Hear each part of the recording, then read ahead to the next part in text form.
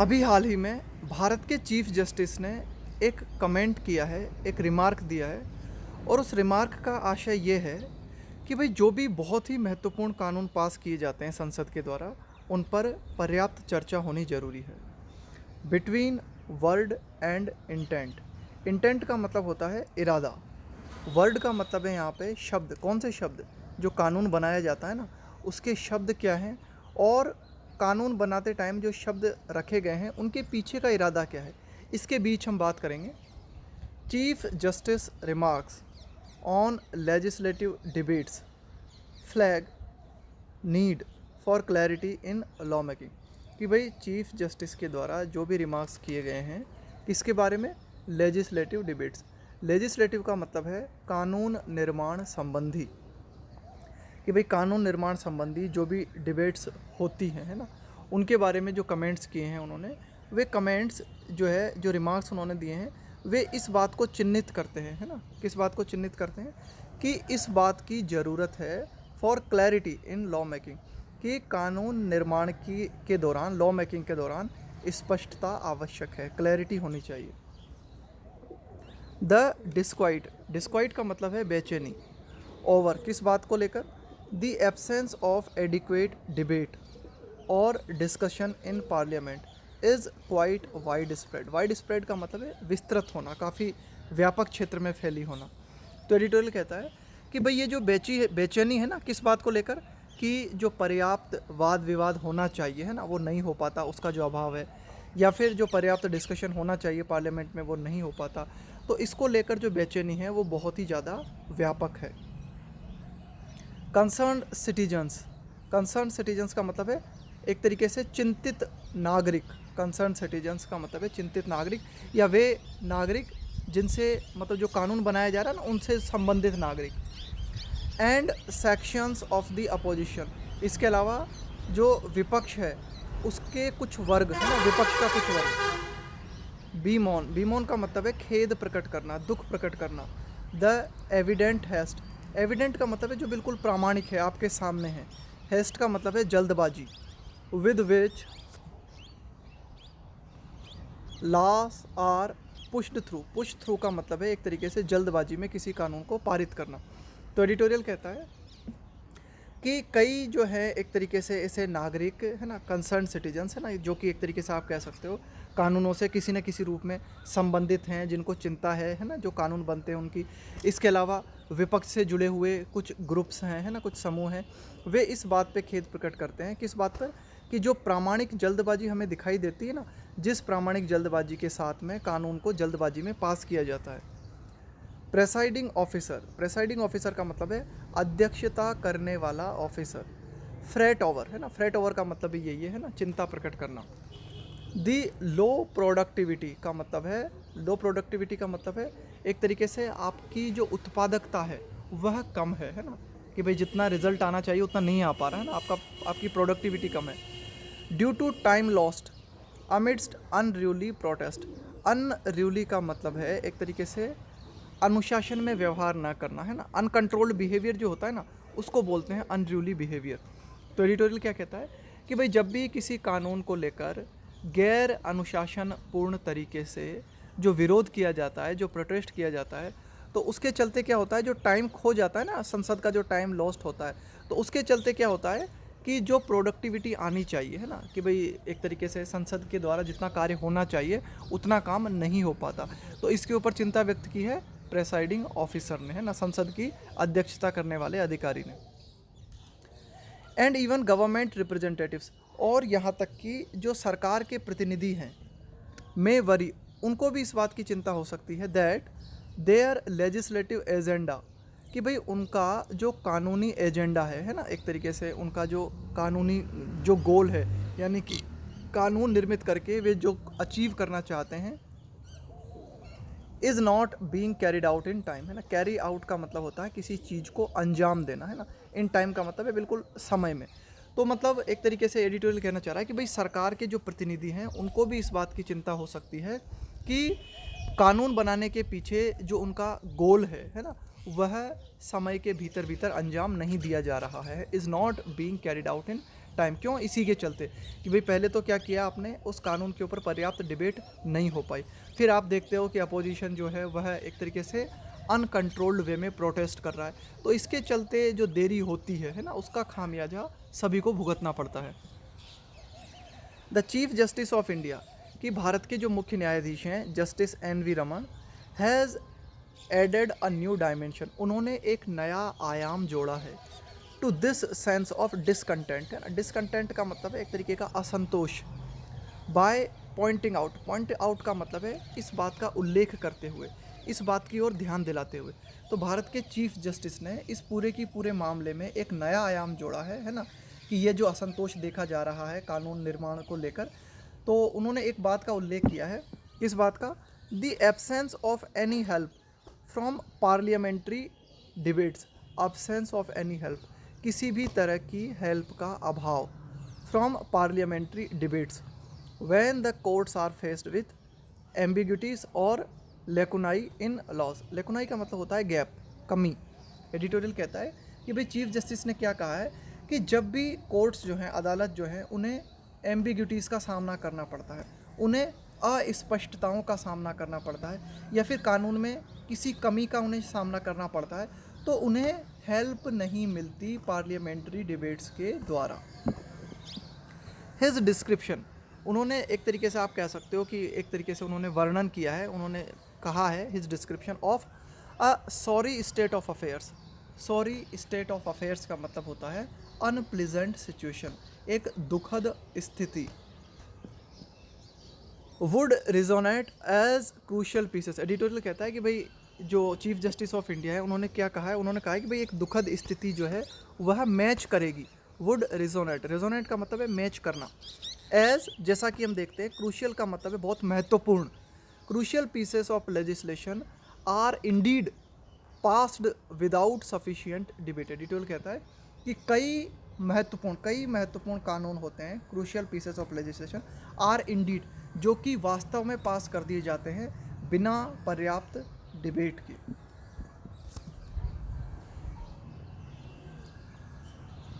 And often with nothing more than a ministers brief reply, और ये जो कानून पास किए जाते हैं ना, उनमें बस इतना सा होता है क्या, कि जो भी मिनिस्टर होता है, संबंधित मिनिस्टर होता है, वह अपना बस एक संक्षिप्त रिप्लाई दे देता है, और अ मेयर अश्योरेंस, या फिर वह मात्र अपना आश्वासन दे देता है, in response to any concern, raise का मतलब है उठाना, बाय सम मेंबर्स, कि कुछ सदस्यों के द्वारा अगर किसी कानून से जुड़ी हुई किसी चिंता को उठाया जाता है ना, तो उसके जवाब में, उसकी प्रतिक्रिया में मिनिस्टर क्या करता है, या तो एक आश्वासन दे देता है या फिर एक हल्का सा रिप्लाई दे देता है और मामला क्लोज कर दिया जाता है। द CJI's कंसर्न, कि भाई भारत के जो चीफ जस्टिस हैं उनकी चिंता इस बात को लेकर थी, वाज पॉसिबली ओकेजन, ओकेजन का मतलब है यहाँ पे कारण होना, किसी चीज़ का कारण, by some specific law such as the tribunals reforms bill. तो CJI ने जो चिंता जाहिर की है ना, उसका कारण क्या है? उसका कारण है कुछ विशेष कानून, जैसे कि अभी हाल ही में एक कानून की बात आई, ट्राइब्यूनल्स रिफॉर्म्स बिल। ट्राइब्यूनल का मतलब होता है अधिकरण, अधिकरण का मतलब होता है विशेष न्यायालय, जो कि कुछ विशेष केसेस को सॉल्व करने के लिए बनाए जाते हैं। रिफॉर्म का मतलब है सुधार। Recently passed with a few clauses struck down by the Supreme Court. Editorial कहता है कि अभी हाल ही में ट्राइब्यूनल्स रिफॉर्म्स बिल पास किया गया है ना, रिसेंटली पास्ड, अभी हाल ही में इस बिल को पास किया गया, with a few clauses struck down by the Supreme Court, और उसमें ऐसे उपबंध शामिल थे, उसमें ऐसे क्लॉज शामिल थे जिनको कि स्ट्राइक डाउन का मतलब है हटा देना, कि सुप्रीम कोर्ट ने जिन क्लॉजेस को हटा दिया है ना, उनके साथ में इस कानून को पास किया गया।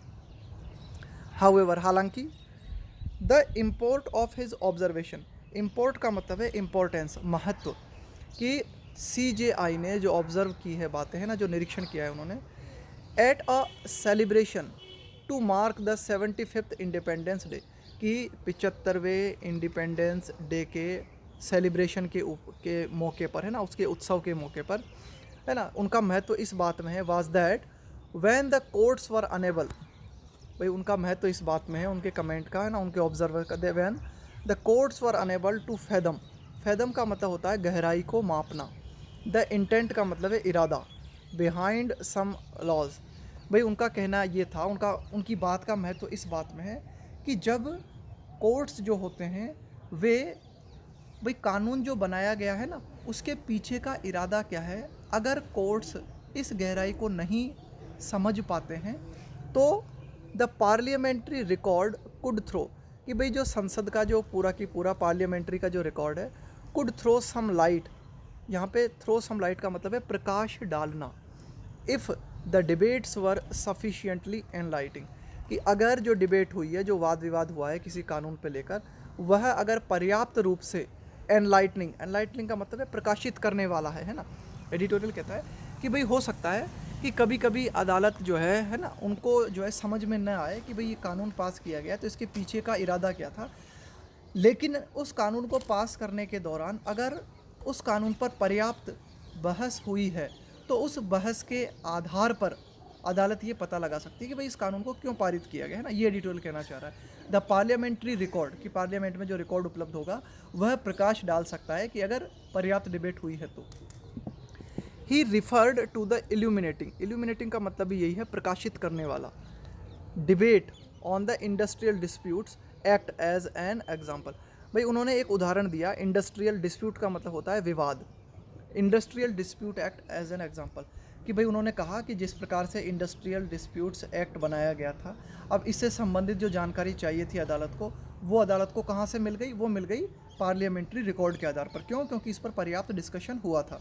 तो इसी तरह से ही रिफर्ड, उन्होंने जो है एक तरीके से आप कह सकते हो कि संदर्भ दिया टू द इल्यूमिनेटिंग डिबेट, कि भाई एक जो बहुत ही अच्छी तरीके से जो डिबेट हुई थी ना किस बात को लेकर, इंडस्ट्रियल डिस्प्यूट्स एक्ट को लेकर है ना, तो उसका उदाहरण देते उन्होंने कहा कि भाई अगर किसी भी कानून के ऊपर पर्याप्त रूप से बहस होती है तो उसका रिकॉर्ड पार्लियामेंट में अवेलेबल होता है, और कोर्ट्स किसी भी बात को लेकर अगर कोर्ट्स को एम्बिग्यूटीज़ नज़र आती हैं, अस्पष्टताएं नज़र आती हैं, तो कोर्ट क्या कर सकती है, उस बहस का रिकॉर्ड देख सकती है।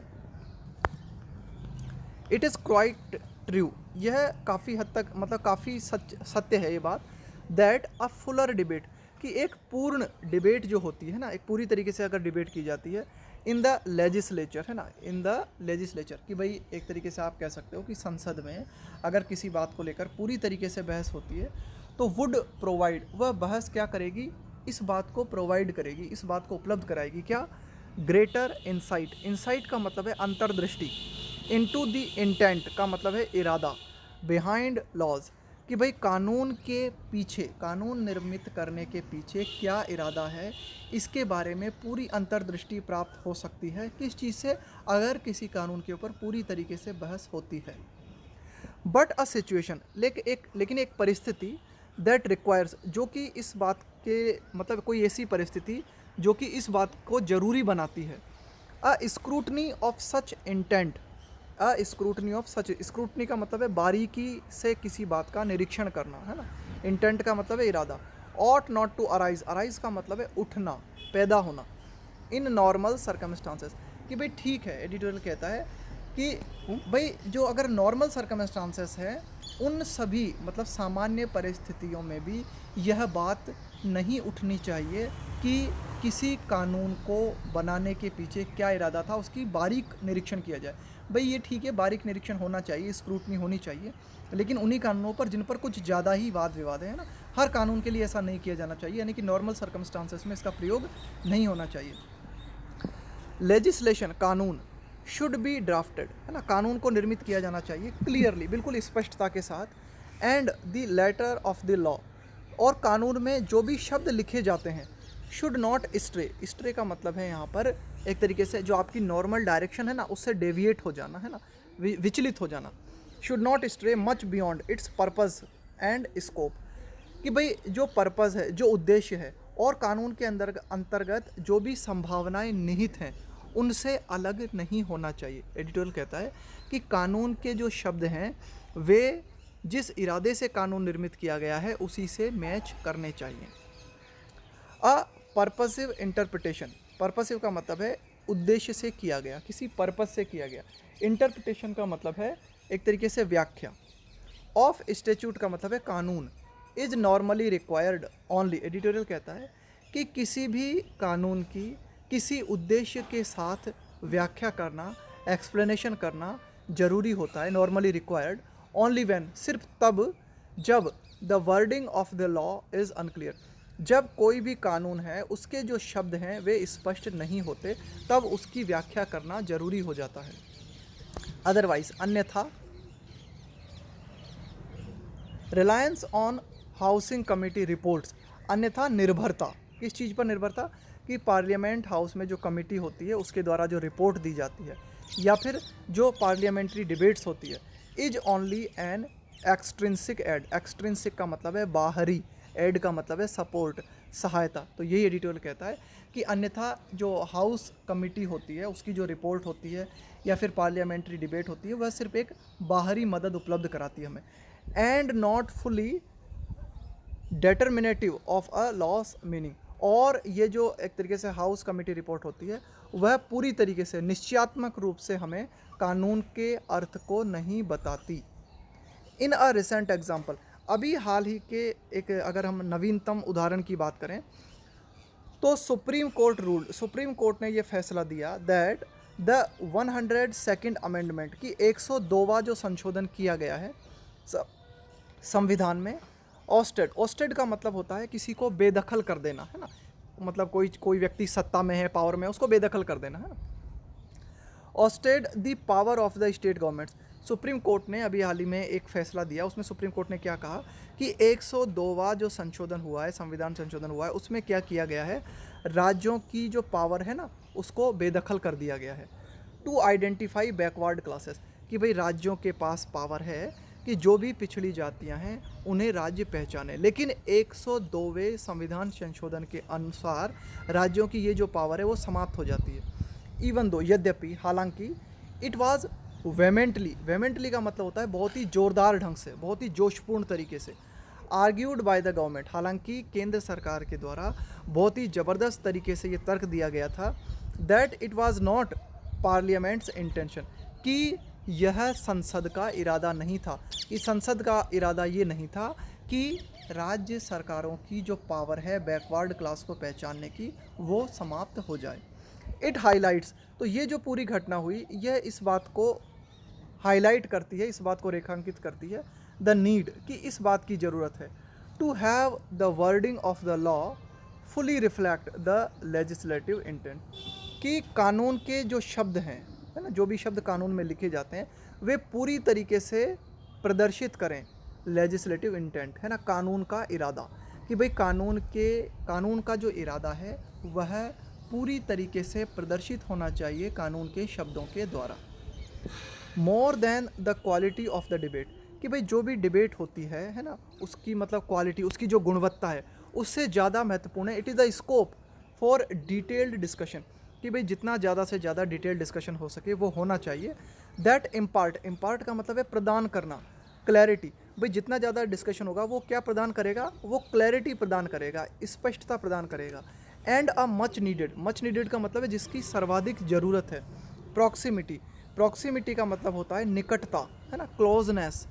टू द ओरिजिनल इंटेंट का मतलब है मूल इरादा, एंड पर्पस, उद्देश्य। टू इन एनी स्टेच्यूट का मतलब है कानून। तो एडिटोरियल कहता है कि भाई ज़्यादा से ज़्यादा अगर डिबेट होती है, डिस्कशन होता है, वो डिस्कशन क्या है, प्रदान करता है, क्या, क्लैरिटी प्रदान करता है ना। और सबसे ज़रूरी बात, वो डिस्कशन क्या प्रदान करता है कि सबसे ज़्यादा निकटता, है ना, कि भाई जो मूल उद्देश्य है आपका कानून बनाने का, आपका जो पर्पज़ है ना, किसी कानून को बनाने का, उस पर्पज़ के हम ज़्यादा निकट पहुंच पाते हैं, प्रॉक्सिमिटी अचीव होती है जब ज़्यादा से ज़्यादा डिस्कशन होता है। फॉर दिस, इसके लिए, इट इज़ वाइटल, वाइटल का मतलब है महत्वपूर्ण, that important pieces of legislation, कि महत्वपूर्ण जो कानून होते हैं आर स्क्रूटिनाइज्ड, है ना, उनकी बारीकी से जांच की जाए बाय स्टैंडिंग कमिटीज़ की, भाई जो कमेटी होती है हमारी संसद में, स्टैंडिंग कमेटी जो होती हैं उनके द्वारा बारीकी से इस तरह के कानूनों की जांच की जाए। Which will have the advantage, अगर हम इस तरह से करते हैं, है ना, तो इसके माध्यम से हमें लाभ मिलेगा। Not only of illicit, illicit का मतलब होता है निकालना, जैसे मैंने कोई बात कही, आप उस बात का क्या अर्थ निकालते हो, तो वो जो अर्थ निकालना है ना उसको बोलते हैं illicit. Replies from the executive का मतलब है कार्यपालिका, कार्यपालिका से मतलब है सरकार। बट ऑल्सो इनपुट्स, है ना। इनपुट का मतलब है कि भाई और क्या बातें हैं ना, कि भाई और कुछ सुझाव है ना, कुछ ओपिनियन फ्रॉम दी। तो यही एडिटोरियल कहता है कि भाई अगर पूरी तरीके से डिस्कशन होता है कानून, किसी कानून को लेकर, तो उसके माध्यम से हमें बेनिफिट प्राप्त होगा, फ़ायदा मिलेगा। कि ओनली नॉट ओनली, न केवल ये फ़ायदा मिलेगा कि हमें जो है एक तरीके से कई तरह के कार्यपालिका जो है, सरकार जो है, उससे कई तरह के जो है आप कह सकते हो कि प्रतिक्रियाएं हम निकलवा पाएंगे। कि अगर डिबेट होती है तो सरकार की तरफ से कई तरह की प्रतिक्रियाएं हम निकलवा पाएंगे, साथ ही साथ बट ऑल्सो इनपुट्स, और भी कई तरह के सजेशंस, कई तरह के ओपिनियंस हमें प्राप्त हो पाएंगे from the wider civil society. Civil society से मतलब होता है एक तरीके से सभ्य समाज से जुड़े हुए लोग, यानी कि ऐसे लोग जो कि एक तरीके से मतलब प्रबुद्ध लोग हैं, है ना। एक तरीके से आप कह सकते हो प्रबुद्ध लोग हैं जो कि अपने विचार दे सकते हैं ना, और जो देश के एक तरीके से कानून के बारे में फ़िक्र करते हैं, उनको कहा गया है। एडिटोरियल ये कहता है कि कई तरह के विचार हमें प्राप्त हो सकते हैं देश के बुद्धिजीवियों से before the statute is formed. Statute का मतलब है कानून, कि कानून के निर्मित करने से पहले, फ्रेम का मतलब है निर्मित करना, कि किसी कानून के निर्मित करने से पहले अगर उस पर बहुत ज़्यादा डिस्कशन होता है तो उसके माध्यम से कई तरह की बातें सरकार से भी निकलवाई जा सकती हैं, है ना। और कई तरह के ओपिनियंस, कई तरह के सजेशंस हम समाज के बुद्धिजीवियों से प्राप्त कर सकते हैं।